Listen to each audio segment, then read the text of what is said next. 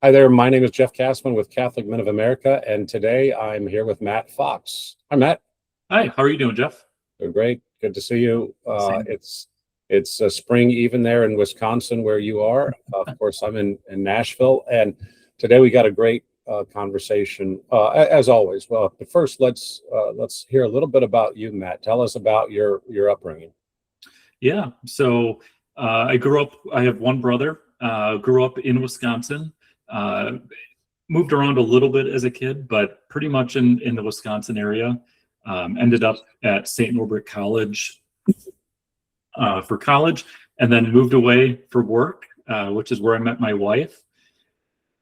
Moved, and we can get into this if the conversation presents itself, but moved around 6 times with a former employer that I was with. Relocated all over the country, had some different jobs. I was one of those guys that raised my hand and said, yes, I'm willing to relocate. So Illinois, Ohio, Wisconsin, New Mexico, just kind of jumped around a little bit for different types of roles and opportunities. Later had 2 kids. So we have 2 kids at the moment. We currently homeschool. So that's a new thing for us as a family.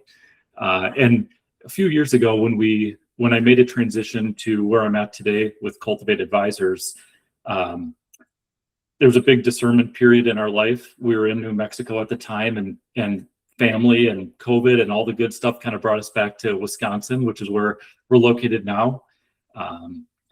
Through that, I joined on with our parish through the board of directors. So I sit on the board of directors, which is tied to our Catholic school.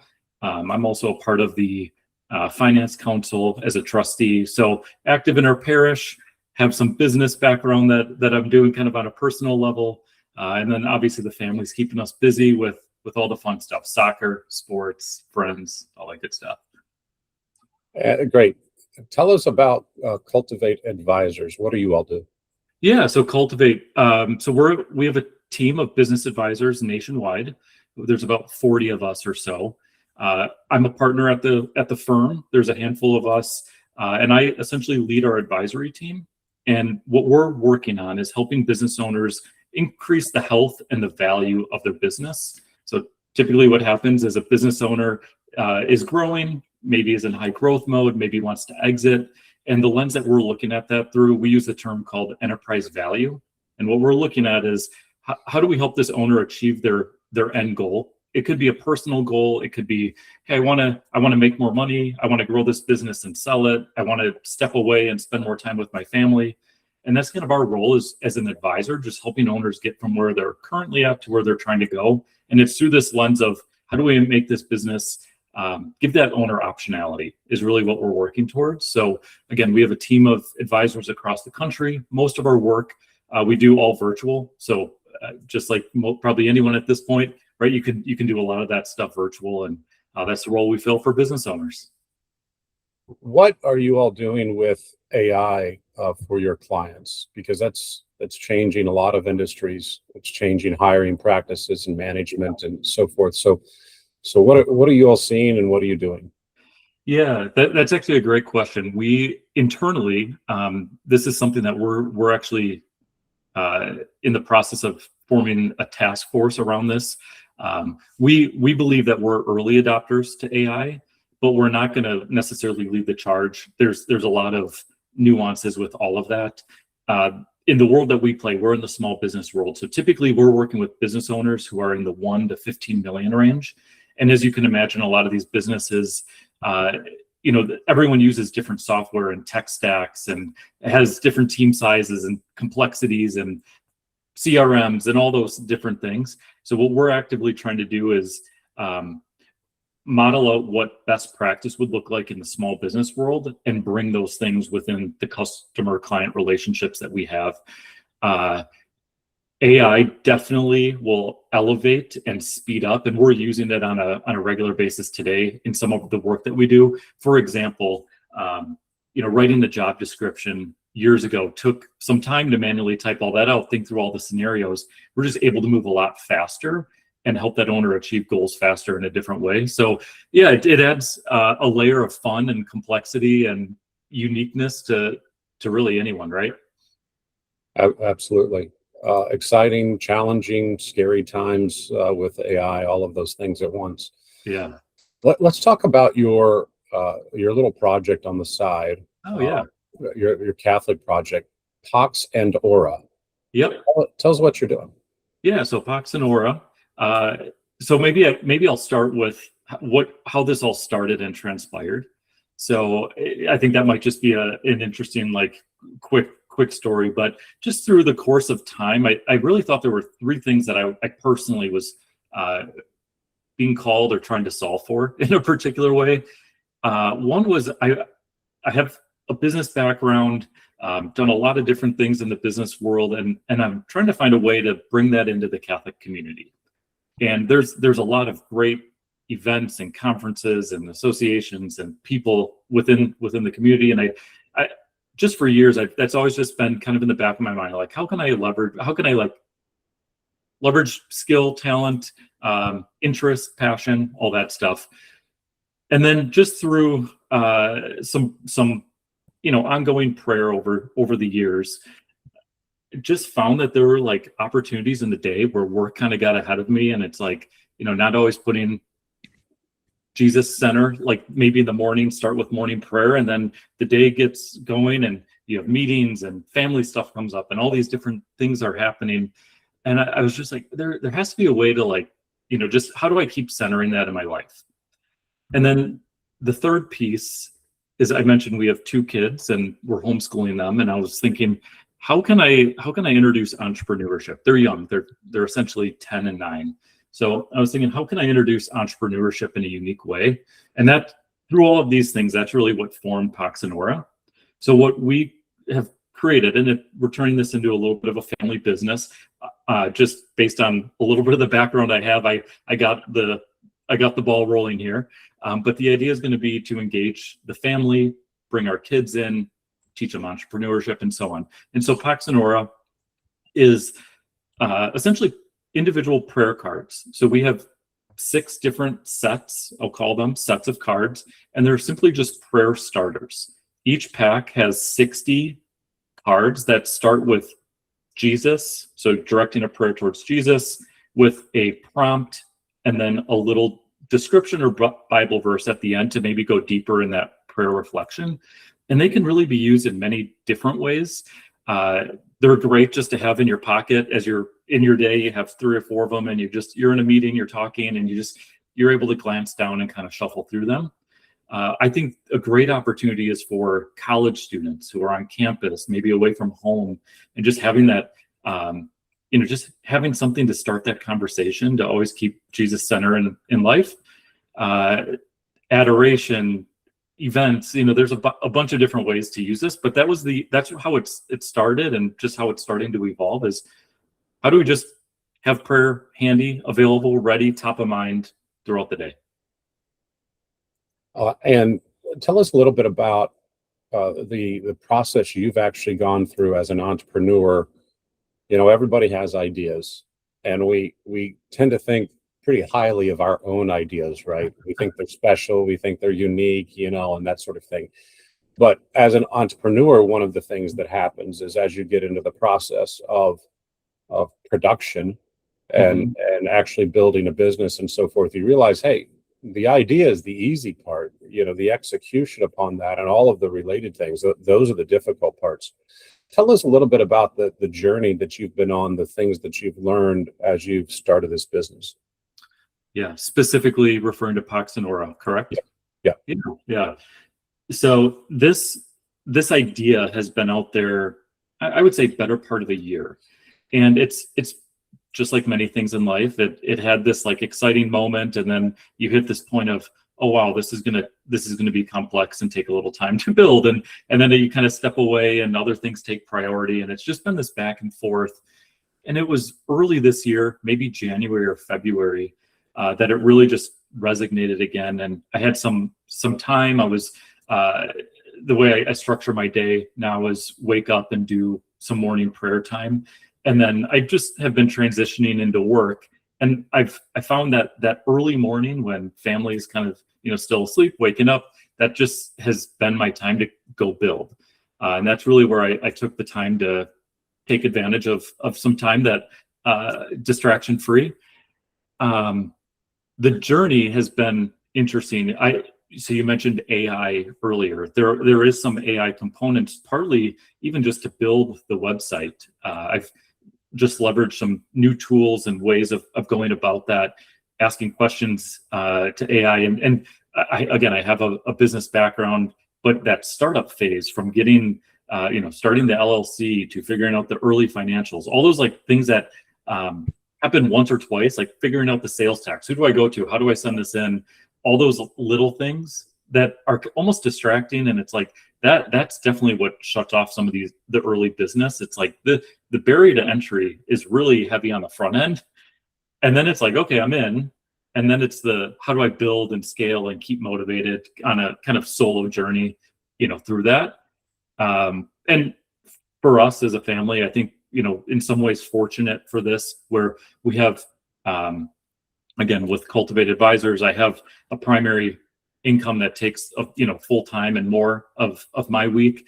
And this has really become a project where we're just going to let the Lord take it where it goes and just continue to say yes and follow that. So, the journey has been months and months, and finding a printer, finding, all the things. How do we ship this? How do we make it a reality? How do we put some programming behind it where other people can get excited around it? Yeah, just different phases, and just always being grounded in like, what's the next move, and what are we being called to do? Yeah, there's so much that happens behind the scenes that people who've not ever taken this journey can't understand, right? And so many questions, so many developments that happen that you just wouldn't have anticipated, right? Even if you've been in business before, oftentimes with a new product, new creation, and so forth.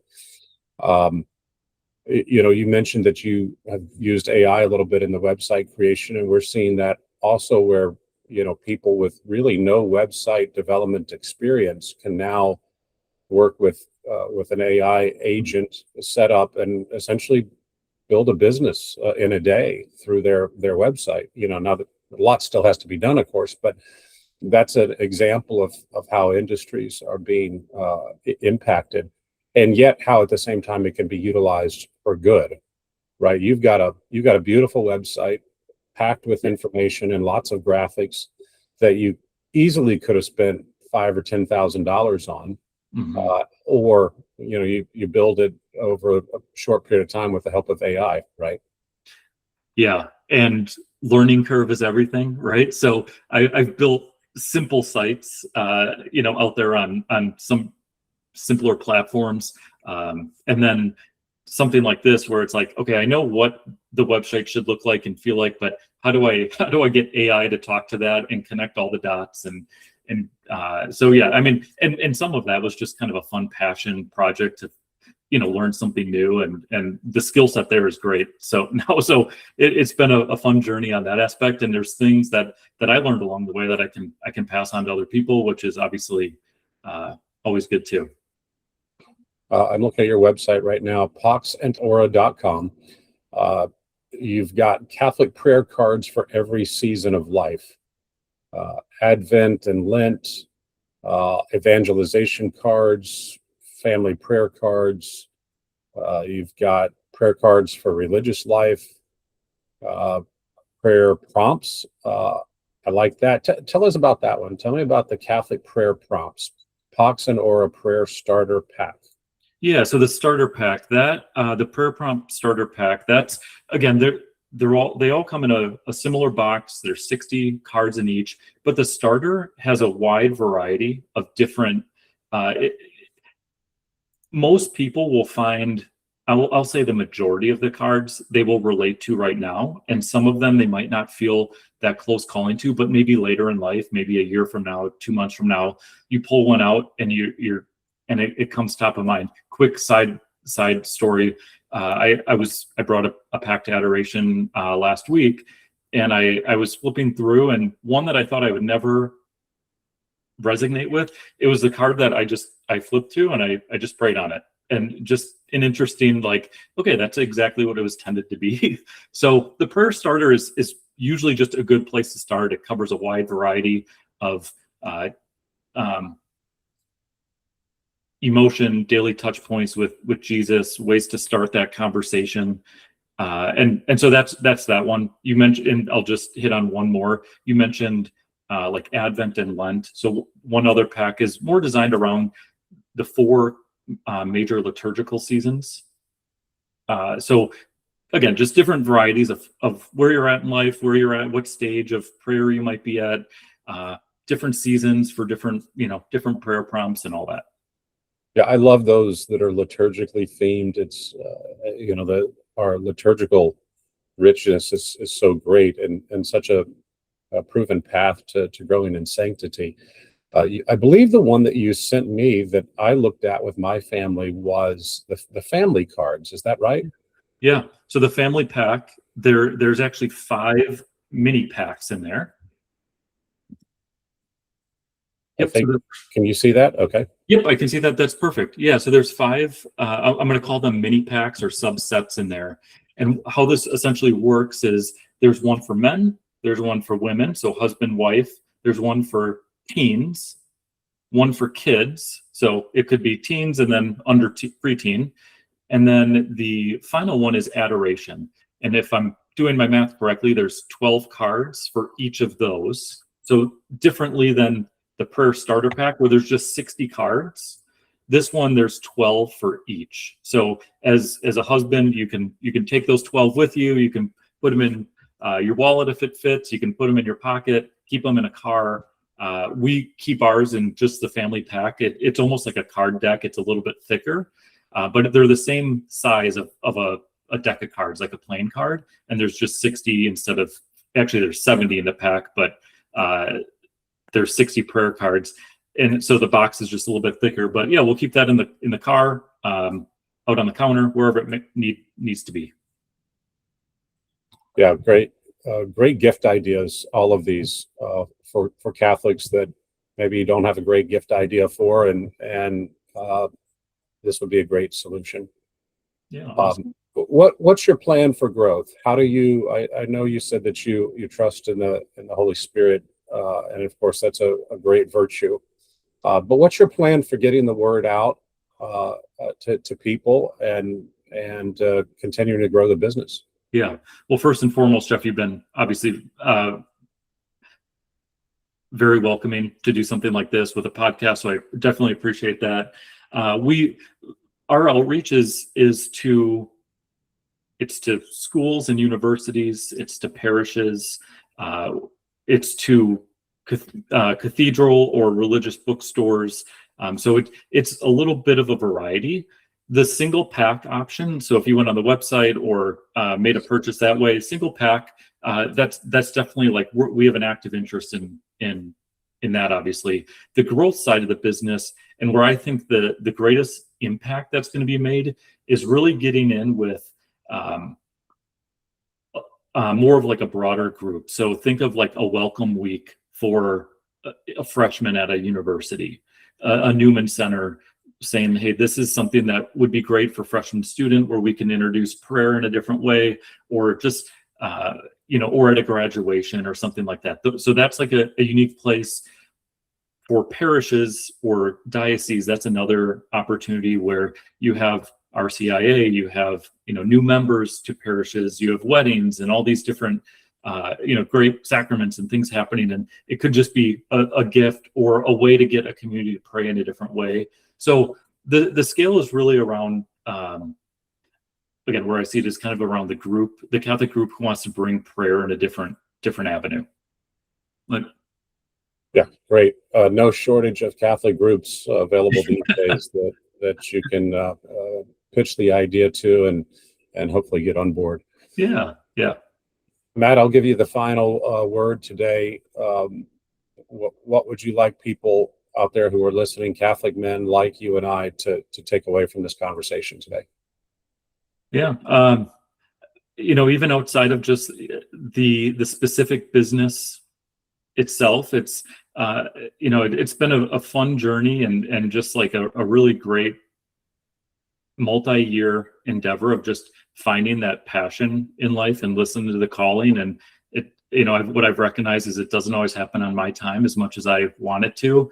And just the continual yes and trying to add value and be an impact, that's really where it's called me. And just keep listening, whatever that may be.